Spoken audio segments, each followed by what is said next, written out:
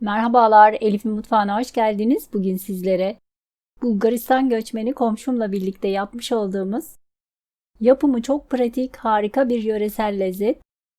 Özellikle kahvaltı sofralarınıza çok yakışacak ekşimikli biber tarifimi paylaşmak istiyorum.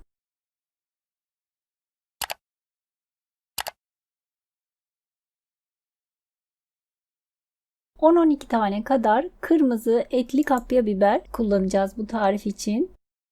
Videoda gördüğünüz gibi önce yıkayalım ve daha sonra iç kısımlarını, tohum kısımlarını oyalım ve yağlı kağıt serilmiş olan tepsiye yerleştirelim.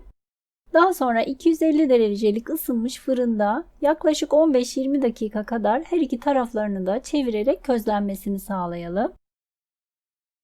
Daha sonra kolay soyabilmek için bir kabın içerisine alalım ve kapağını kapatarak yaklaşık 15 dakika kadar bu şekilde bekletelim.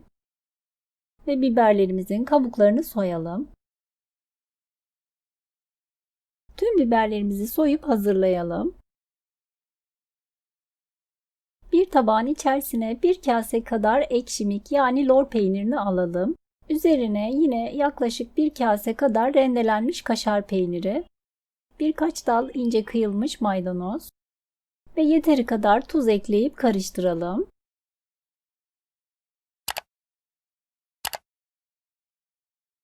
Daha sonra közleyip de soymuş olduğumuz biberlerin içine dolduralım. Videoda gördüğünüz gibi kapatalım ağızlarını. Daha sonra tavanın içerisine az bir miktarda sıvı yağ alalım ve kızdıralım. Üzerine doldurmuş olduğumuz biberleri yerleştirelim. Her iki taraflarını da çevirerek hafifçe kızarmalarını sağlayalım.